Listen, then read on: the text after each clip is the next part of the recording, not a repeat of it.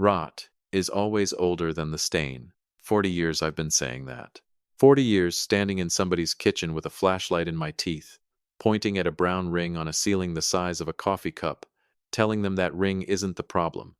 That ring is the announcement. By the time a house lets you see the damage, friends, that damage has been living behind the drywall for years. It has been in there in the dark, quiet, patient, eating the frame while you paid the mortgage on it. I know that. I know it the way I know my own hands. And I still never once thought to put a light on my own house. My name's Ray Mabry. I'm 62 years old. I run 2 trucks out of a metal building in Ooltewah, Tennessee, and what I do is water and fire. When your basement floods, when your kitchen burns, when the insurance man needs somebody to tell him where it started and how far it got, that's me. I find the damage people can't see. That's the whole job. That's the only thing I've ever been good at. I was 2 hours up, I-24, in Nashville, when the call came. A distribution center off Elm Hill Pike had lost a 4-inch line over a holiday weekend, and I had 6 guys and 11 dehumidifiers in a building the size of a football field. 9:40 at night. My phone lit up with a number I didn't know, and I almost let it ring, because a number you don't know at 9:40 at night is never anything. That's the part I keep going back over. I almost let it ring. Mr. Mabry, this is Ridgecrest Regional in Chattanooga. Your wife's been brought in. There was a structure fire. I said, where? She said, 1408 Ashcraft Lane, Red Bank. I live in Ooltewah. I have lived in Ooltewah for 28 years. Red Bank is on the other side of the whole county from me, 40 minutes north through town, and I have never in my life heard of Ashcraft Lane. I want you to sit with that, friends, because I sure did. I sat with it for 2 hours, doing 85 down, 24 with my hands at 10 and 2, like a kid taking a driving test, telling myself she was showing a house. That's all. She's a realtor. She's in strange houses every day of her life. She was showing a house at 9 o'clock at night in February, and there was a fire, and that is a perfectly normal thing, and you are an old man building a monster out of nothing. I said that out loud in the cab of my truck. More than once. Before I go any further, pull up a chair, friends. This one takes a while, and it goes places. Do me a favor and hit that like button and drop a comment telling me where you're listening from. I read every one of them. Every single one. All right, let's go. I came through the doors of that emergency room at 11:50 at night, still wearing my work boots and a canvas coat that smelled like a wet warehouse, and there was a firefighter standing at the end of the hall in his turnout pants with his suspenders down, drinking a Coke, still black to the elbows. You could smell him from 20 feet. That specific smell, I know it better than I know my own cologne. I said, I'm looking for my wife, Vanessa Mabry. There was a fire on Ashcraft. He looked at me for a second too long. Then he said, quiet, the way you'd tell a man his truck was getting towed. Sir, you might want to talk to the desk. We've already got a husband back there. He signed her consent about 20 minutes ago, and then he took a drink of that Coke and he said the thing that ended my life. He did good, though. Got the little boy and the dog out before we ever got there. The little boy. We don't have a dog. I didn't say anything. That's the first thing I want on the record, because I've thought about it every day since. I did not correct that man. I did not raise my voice in that hallway. I have never in my life been a loud man, and it turns out I'm not one in an emergency either, and I'm not sure anymore if that's dignity or if it's just a slow fuse. I walked past him. There's a little waiting bay off the trauma hall with vinyl chairs and a television bolted up in the corner playing infomercials with the sound off. And there was a man in that bay I'd shaken hands with maybe 4 times in my life. Garrett Voss, 41 years old, mortgage broker, wrote paper for half the realtors in Hamilton County. Vanessa closed with him. He came to Micah's 5th birthday last May and gave him a die-cast fire truck with a ladder that went up and down, and my boy played with that thing until the ladder broke off. Garrett Voss was standing there with his phone in his hand, and my son was asleep across 2 of those vinyl chairs with Garrett's coat laid over him like a blanket, not scared, not crying, not looking around for anybody, asleep, comfortable, the way a kid sleeps in a place he's been before. I did not have a conversation with that man. I want you to hear me on this, friends, because a lot of things happened after this. that I'd do different, but not this. I walked past him like he was a chair. I got down on one knee, and I'm 62.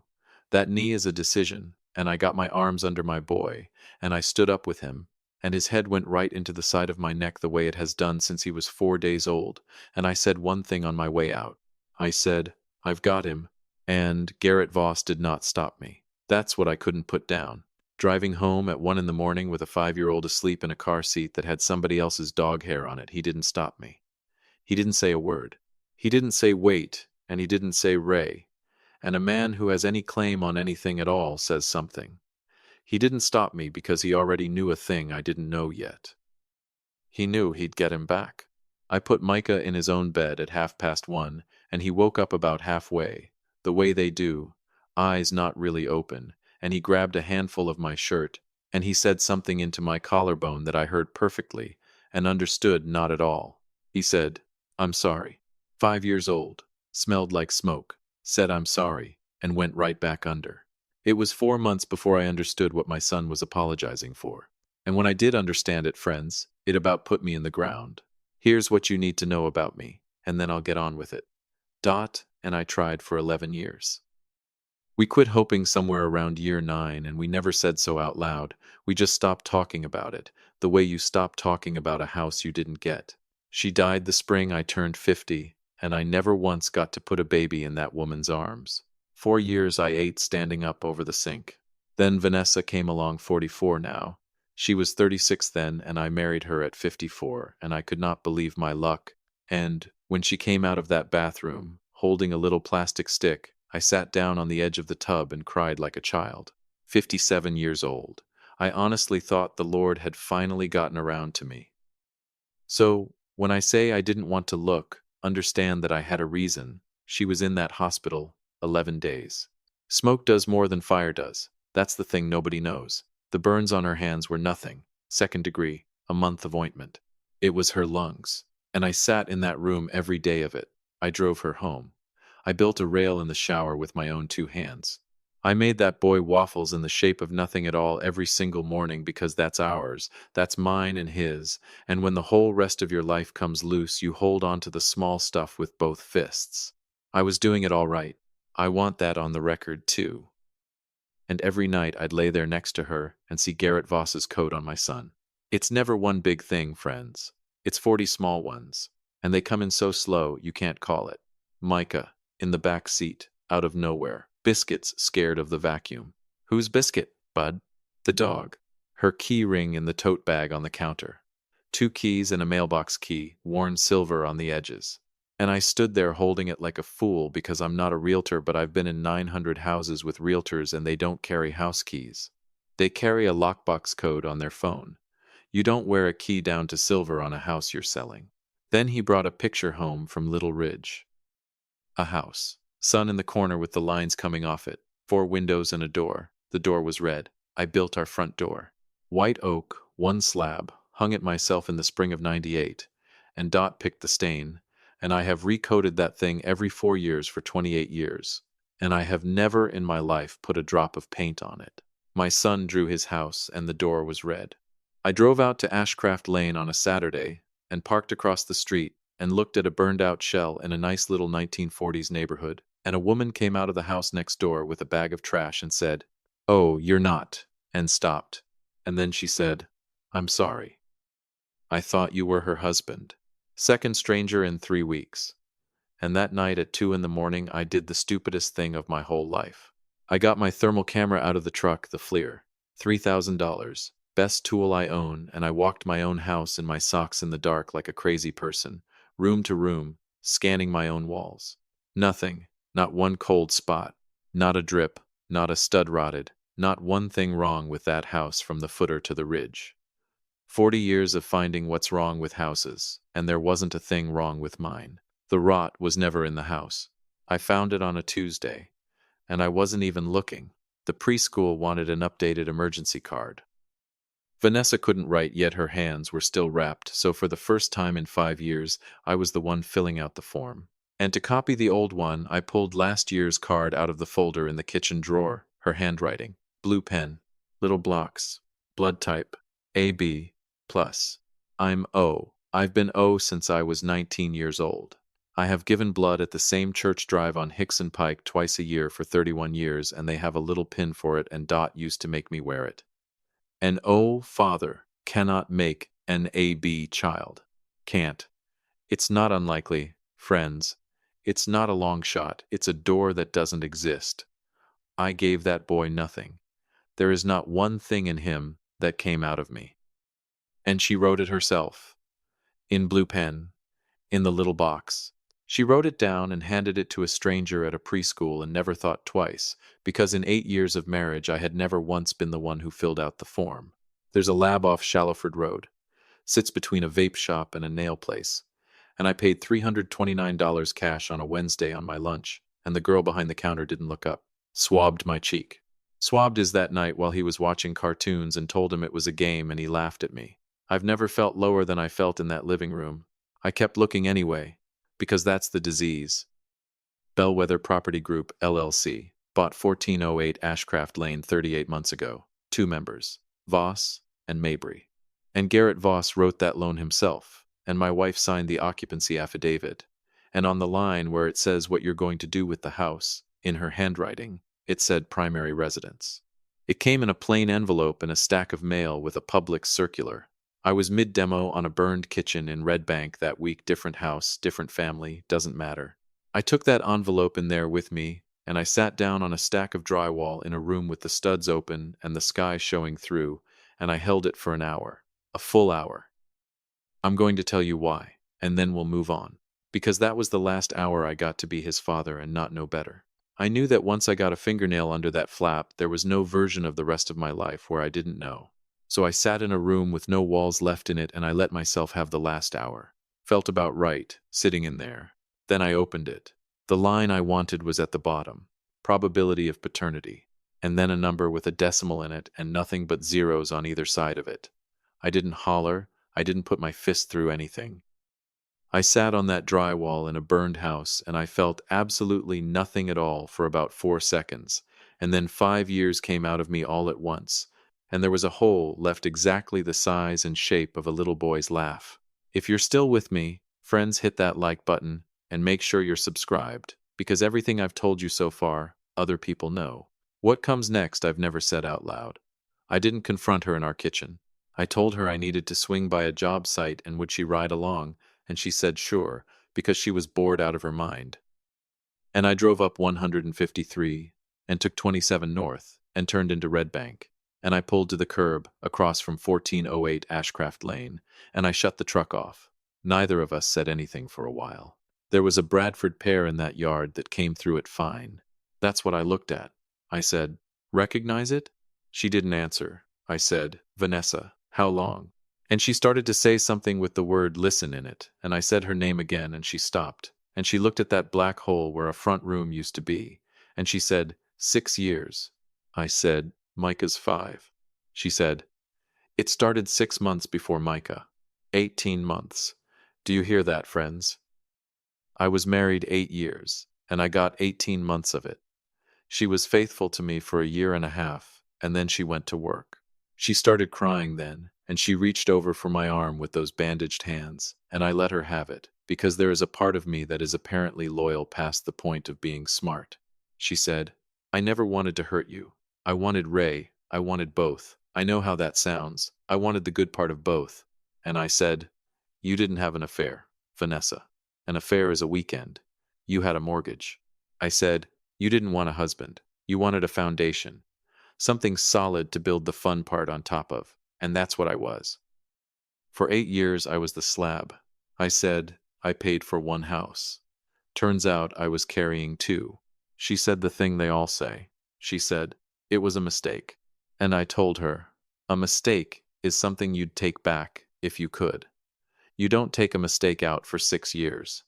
You don't renew it every Tuesday. You don't buy real estate with it, and you sure as God don't put my son to sleep in it 2 nights a week and tell me he's at his grandmother's.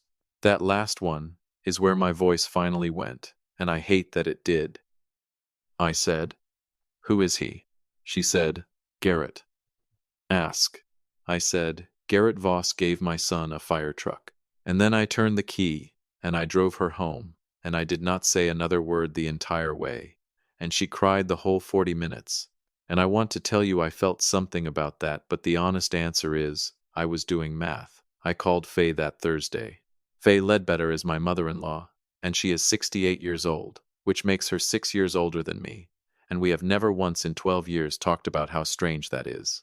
She just decided I was hers. That's all. She decided it and never brought it up again. She had coffee going before I got there, and a pound cake on a stand under one of those glass domes, and she sat down across her own kitchen table from me, and I told her all of it. The firefighter, the coat, the red door, the blue pen, the number with the zeros. She didn't say one word until I was finished. And then she put both her hands flat on that table and she said something I did not expect. She said, 6 weeks. I said, ma'am? She said, I've known 6 weeks, Ray. I saw her car in Red Bank on a Tuesday, and I drove around the block twice like a fool, and I wrote the address down on the back of a church bulletin, and it's in my purse right now. Her chin was going. I've sat at this table with you 3 times since. I kept telling myself I'd find a good day. She said, there's no good day. I should have told you in the parking lot of the Food City. And I want to be honest with you, friends, because I told you I would be. I was angry at her. For about 10 seconds, I was angrier at that woman than I'd been at anybody in the whole thing, and I'm not proud of it, and I'd do it again, and I don't know what that says about me. Then she reached across and took my hand and she said, I raised that girl. Whatever she is, I had a hand in making it. And I'm going to tell you something, and then I'm not going to say it twice. I'm 68 years old, and I have got exactly one good thing left in this family, and it is not my daughter. She said, you've been my son since you were 54. She don't get to take that. And I broke, friends, right there. Not in that hospital, not on that drywall, not looking at zeros. I broke at a kitchen table in East Ridge over a pound cake, because for the first time in 4 months, somebody looked at me like I was the one it happened to. Then she said, she told you he was here with me, didn't she? I said, for 6 years. Faye Ledbetter sat back in her chair and she said, Ray, I've had that boy maybe a dozen times. Vanessa had been on my company's books as office manager for 6 years. Insurance, a paycheck twice a month, the Tahoe. Monday morning I took her off the payroll and off the policy and off the truck. She cornered me about it and cried that she couldn't cover anything. I didn't look up from my laptop. I said, for 6 years I signed your check on the 15th and the 30th. You spent it 40 minutes north of my house. The account's closed, Vanessa. Figure it out. She didn't argue. There wasn't anything left to argue with. Marguerite Doss keeps a 2-room office on Georgia Avenue, and she's been doing family law in Hamilton County for 30 years, and she does not soften anything for anybody. She read the lab report twice, and she took her glasses off. She said, Ray, in this state you're the presumed father. You signed that certificate in the hospital. Until a judge says different, that child is yours to pay for until he's 18, and I mean every dollar. She said, so here's your 2 doors. Door 1. I disestablish. I put this report in front of a judge. I sever you clean. And I make Garrett Voss carry that boy for the next 13 years. And I will enjoy doing it. You walk out of here a free man, and you never write another check. She said, Door 2. You petition to adopt him. Then she leaned forward and she said, but Ray, look at me. You cannot have both. You take door 1, and he is not yours, legally, permanently, done. You take door 2, and you are 62 years old, signing a 13-year note on a child that is not biologically yours, out of your own pocket, and you will not see 1 dime of it back as long as you live. Not one, she said. How long do you want to think about it? And I said, about as long as it took you to say it. That was the most expensive sentence of my life. Best money I ever spent. Garrett Voss signed the surrender in Marguerite's little conference room on a Tuesday morning. It took him 9 minutes, and he did not read it. 6 years, and he was out in less time than it takes to warm a truck up in February. On his way past me, he stopped and he said it. He said, he's not even yours, man. And friends, I have waited 5 months to have somebody say that to my face. I said, son, I've spent 40 years in houses. I have torn out kitchens in places framed perfect, built to code, sound on paper, that rotted out at 40 years old because not one soul ever looked behind the wall. And there's a house up on Signal Mountain from 1926 that a man built who plainly did not know what he was doing, and it is still standing, and you know why? Because for 100 years, somebody has cared about it. I said, blood's how you start, it ain't how you finish. He didn't have anything for that. They never do.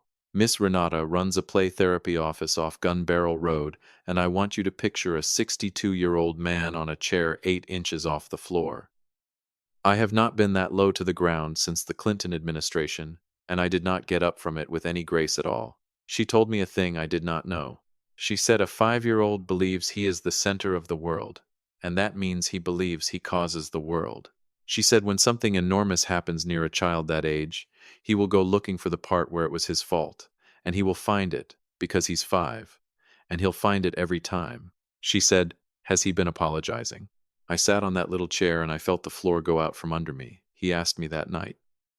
Bath, teeth, the whole business, and I had the light off and I was at the door, and this little voice came out of the dark. Daddy? Yeah, Bud. Did I do it? He'd been carrying it 4 months. 4 months, friends, and I had been so busy being the man it happened to that I never once asked my own son what was wrong. They'd told him not to touch the heater. That's all it took.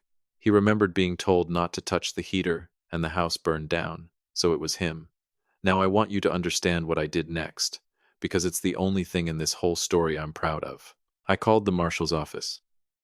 I've worked 100 of their scenes, and I know every one of those men by their first name, and I got the file. And then for the first time in 40 years, I put my own boots on and walked a fire with my own name on it.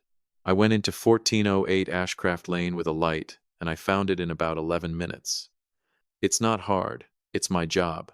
You read the V on the wall, and you follow it down to the low point, and that's your origin, and the origin was the interior wall behind where the heater sat. And when I pulled the char back, there it was, 1940s house. Knob and tube in that wall, and somebody had tapped into it with a Romex splice and taped it up and buried it, no box, no clamp, nothing. A wire nut and a prayer. That splice was in that wall before my son was born, cooking a little hotter every winter for years in the pitch dark where nobody would ever look. Rot's always older than the stain. I took a photograph. Not for the insurance company. I already knew the insurance company wasn't paying anybody anything. I took that picture for a 5-year-old. I printed it at the Walgreens on Lee Highway like a Christmas card, and I put it on my kitchen table, and I got my boy up in my lap. I said, Bud, look right here. See that wire? That's inside the wall. It was in there before you were born. A man who didn't know what he was doing put it in there and covered it up, and it sat in the dark for a long, long time, and one night it got hot enough. I said, that's what did it. That right there. Not you. He said, are you sure? And I said, Micah, finding out what did it is my job. It's what I've done every day since before your mama was born. And I went in there, and I looked hard. I said, it wasn't you, Bud. I'm the only man in Hamilton County who's sure, and I'm sure. He looked at that picture for a long time the way kids do, and then he said okay, and got down, and asked for waffles, just like that. 4 months of a boy carrying a burned house on his back, and it came off him in 90 seconds, because somebody finally opened the wall. You want the rest, friends? Here it is, and I didn't do a thing. 3 months, the carrier denied the claim. Occupancy fraud. She'd written primary residence in her own hand on Garrett's paper. 6 months. The state pulled her license. Kestrel and Pine dropped her the same afternoon, and Garrett's firm walked him out to his car with a box. A year, he was gone. Nashville. Didn't call, didn't write, didn't ask about the boy, one time. 6 years, and the second it got heavy, he was in the wind. 3 years. She answers phones at a storage place out on Bonnie Oaks Drive. And every single thing that woman lost, she wrote down herself. AB positive on a preschool card. Primary residence on a mortgage. Her name on an LLC. It is all in her handwriting, all of it, and I never had to lift a finger, and that's the part nobody ever believes. The letter came last month. Forwarded twice, so she doesn't have my address, and I noticed that, and I'm not sure how I feel about it. She wants to see him. And friends, that's the one that's going to keep me up tonight, and probably tomorrow, because here's the thing I can't get around. She is his mother. That's not a technicality. That's a fact, and it's going to be a fact when I'm dead. He's 6 now, he's going to ask. And when he does, I am going to tell him the truth, all of it. The way it happened. No shading, and then I am going to let him decide. That's the only difference between me and her I'm dead sure of. I'm not going to make his choice for him. 40 years I've told people the same thing. In flooded basements and burned kitchens and crawl spaces I had no business being in at my age. You can't paint over rot. You've got to open the wall. You cut it back past the damage, all the way to something clean, and you sister in new wood, and it costs more than you want, and it takes longer than you want, and I'll tell you something else nobody wants to hear. It is never the same wall again. Not ever. But it holds. Mine holds. People ask what I got out of it. I'm 62 years old. I'll be 80 when that boy walks across the stage. I did that math on the back of an envelope at my kitchen table, and then I put the envelope in the drawer, because I'm going to be there. That's what I got. Some nights he falls asleep in the truck coming back from T-ball, and I take the long way out 153, past the dam, windows cracked just to keep him back there a little while longer. That's the only revenge I ever needed, friends. The long way home with him asleep in the back seat. Now, let me ask you something before you go, because I don't have an answer and I've been chewing on it for a month.